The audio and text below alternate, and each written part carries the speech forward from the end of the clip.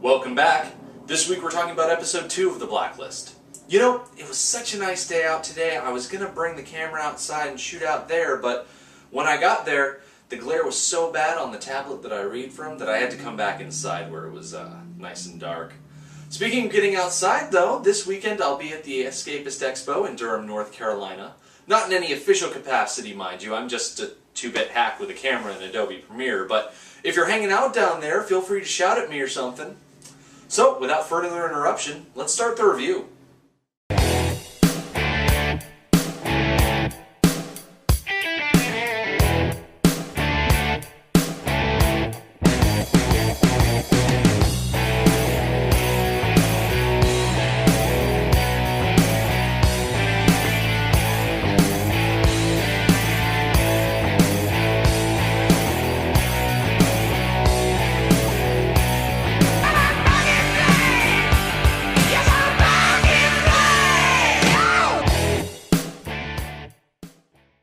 Quick episode recap.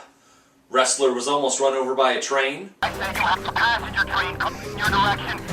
Red revealed the next name on his list. Does Sky have a name? They call him the Freelancer. Liz and Red went out to dinner. To the future. Red's contact identified the Freelancer's next victim. Floriana Campo, the human rights activist? Liz and Wrestler contacted Floriana Campo. We can't guarantee your safety. Nobody can guarantee my safety. Red got his deal and reunited with old friends. Luli, my dear. Raymond. Liz brought Red to Campo's party to find the Freelancer. It's him. Wrestler chased down the Freelancer. Red forced Campo to reveal her true occupation. A simple nod will suffice. And Liz decided to bury Tom's secret. She's gonna be great, though. The Freelancer is number 145 on Raymond Reddington's Blacklist, an assassin for hire who specializes in making his murders look like accidents. However, the Freelancer is not satisfied to drop a toaster in a bathtub. No, he prefers to collapse buildings, capsize boats, and derail trains. When nature causes these sorts of accidents, people like to refer to them as acts of God, and I'm sure the Freelancer causes such massive disasters so he can revel in being that God that people unwittingly refer to. But this scope of death and destruction has its drawback, namely the amount of time that it takes to plan, coordinate, and execute such a plan. Unfortunately for him, the Freelancer is not as effective an assassin when forced to eliminate a target without proper time to plan, and he is apprehended by Agent Wrestler. The Freelancer played a rather small part in this week's episode, only appearing for a few moments here and there. He was an interesting figure for Keen and Wrestler to hunt for, but only because of the air of mystery that surrounded him. After his capture, we find that the Freelancer was more exciting when he didn't have a face. He also suffered for being upstaged by Floriana Campo once she was revealed as a fraud at the end of the episode. In the end, the Freelancer suffered as a villain because he didn't live up to the hype. He was built up as a mastermind of unfortunate events, and while the writers told us plenty, there turned out to be nothing to show for it. The Freelancer was no Ranko Zamani, to be sure. Episode 2 kicked off with an excellent selection of music as Red was escorted to his transportation. We've only had 2 episodes to the series so far, but one of the things that has really stood out to me has been the quality of the music selected to play during key scenes. Whether it's Sympathy for the Devil at the open of episode 2, or that brief cover of 99 Problems at the end of the pilot, whoever did the work to pick out these songs has been getting it pitch perfect so far. If you're putting together a playlist, the song that played during Liz's discovery of Tom's stash was State of the Art -AEIOU by Jim James. The cover of 99 Problems, that I mentioned before, was by Hugo. Sympathy for the Devil is of course by the Rolling Stones. During Red's escape from the restaurant, they play Sinner Man by Nina Simone. And Citizens by Alice Russell played over the scene where Liz put the box back where she found it. Of course, that's not to say that the score doesn't pull its weight as well. It comes in when we need some extra pep to a scene, and is just as important as the licensed songs. While I'm at it, I'm a little bummed out that the Blacklist skipped on the opener, since it doesn't give me a whole lot to work with when I make the opener for these reviews. I guess it doesn't hurt to put in the extra work to make my own. Red was brought from the prison ship back to Washington, where both he and Elizabeth Keene were interviewed using a lie detector. Those interviews were juxtaposed with Cooper's meeting with other officials from the FBI. We're not formally introduced to them, so I've codenamed each of them. First, there's codename Donna Moss, next is codename Vizzini, and finally codename Sober Mallory Archer. Donna Moss and Vizzini are giving Cooper a hard time until sober Mallory Archer shows up and declares quite firmly that there will be no deals. Despite that, Cooper still dispatches Ressler to an industrial yard to follow up on Red's information about an event set to happen at 11 a.m.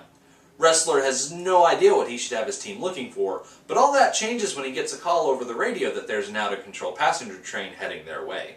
I want to point out that almost all of the FBI agents on site kept their wits about them and moved safely from the tracks, except for this guy, who just dives headlong out of the way. Apparently that actor wasn't told how close the train was supposed to be. Speaking of imaginary trains, I wanted to comment on the quality of the computer-generated vehicles in this show. I don't want to say that they look bad, because it's not like watching an episode of Reboot back in 1995, but it can be painfully obvious when we're looking at something that's not really there. I can understand why they would go with CGI for the train crash. I mean, it's not an episode of Mythbusters where they have money to burn on large-scale stunts, but it's not like the train was the biggest offender. To me, it's the unnecessary helicopters that show up from time to time. Now, I can appreciate that the writers are trying to show us just how awesome the FBI is, but do we really need so many CGI helicopters overlaying establishing shots? Following the train derailing, Liz is brought in to talk to Red, and he walks everyone through his dossier on the Freelancer. Red offers to meet with a liaison to find the Freelancer's next victim, and informs Cooper that he needs to go to Montreal with Liz in tow. The two of them fly up there, with Ressler following close behind, and they head to dinner at a restaurant where Red is to meet his contact.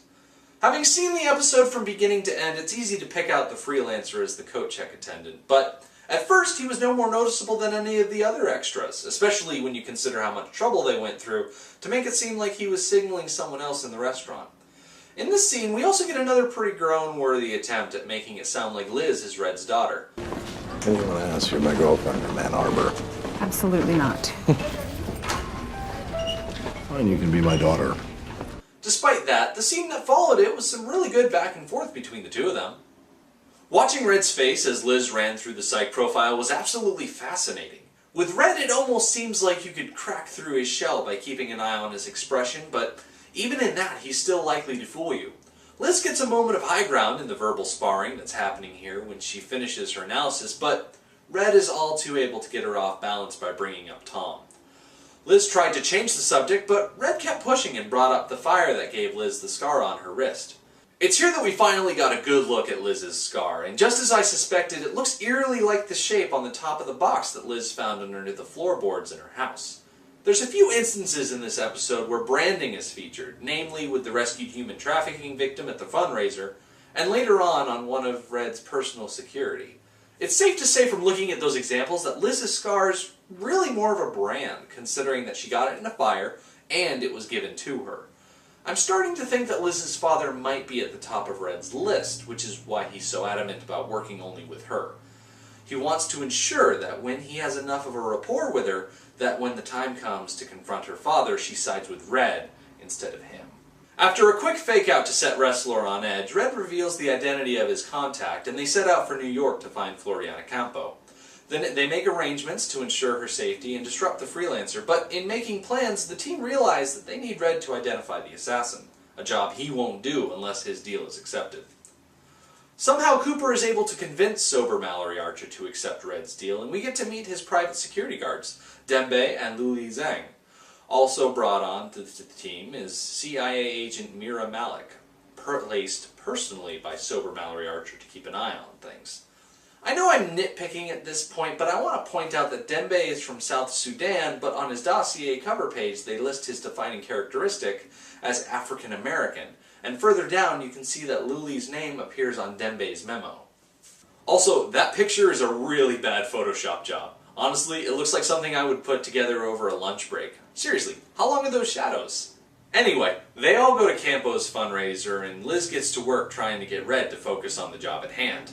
I thought the quick scene between Liz and Campo was clever, a good way to hint that Campo isn't as altruistic as she may seem.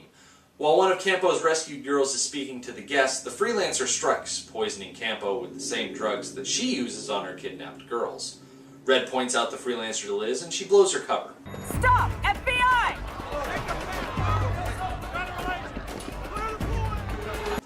It seemed to me that a more seasoned FBI agent would have been a bit more subtle in trying to detain the Freelancer as opposed to what Liz did.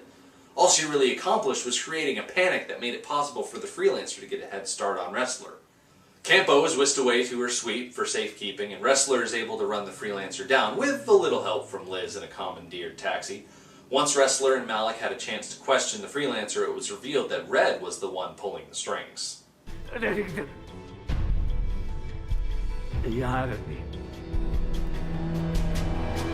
Big surprise there. It was clever how they turned things around at the end, revealing Campo as a human trafficker. It makes me wonder just what Red is trying to do by working with the FBI, though. The Freelancer, Madame Campo, and Ranko Zamani were all bad people, and while Red is no angel himself, he's doing a lot of good by stopping these people. It's hard to determine if he's taking these people out because of a personal grudge, or if he really does want immunity from his charges. Whatever reason he's doing this, it's going to be hard to keep seeing Red as a villain. Granted, he did have Tom attacked, but other than that, he's been very consistent in only taking out bad people on this show. At the end of the episode this week, Liz made a decision that she will put Tom's box back underneath the floorboards and pretend that she never found it. It's clear, however, that she isn't initially comfortable with this decision, but then she finds the video interview that Tom did with the adoption agency, and I think it brings her back around. I was wondering last week if Tom was a plant to spy on Liz, but after hearing him talk about her, I'm not so sure that he would betray her. With Liz's decision to forget about the box, I'm not sure that we're going to get the answers that we'd like to hear, but for me, I think it's enough to know that Tom is genuine in his opinion of Liz. I liked episode 2 for a couple of reasons. I like how much time we got between Liz and Red. The two of them are really great together because they're always at odds, but the episode lost some of its impact because it had such an absent villain. I said before that the idea of the Freelancer was cool, but the fake-out with Campo was a late-game move that put the whole thing off kilter. Despite the weak showing from the Freelancer, the episode that bears his name did a good job of keeping up the momentum from the pilot, and added more to Liz's character as she comes to grips with her role in all of this. Next week, Liz and Red take on another assassin. Hopefully Wu Jing turns out to be more than just a waiter in a coat check attendant. As always, please comment below to keep the conversation going, subscribe to my channel for more of these weekly reviews of the Blacklist, and follow me on Twitter to see what I have to say during each episode. So until next week, I'm Rick D, and thank you for watching.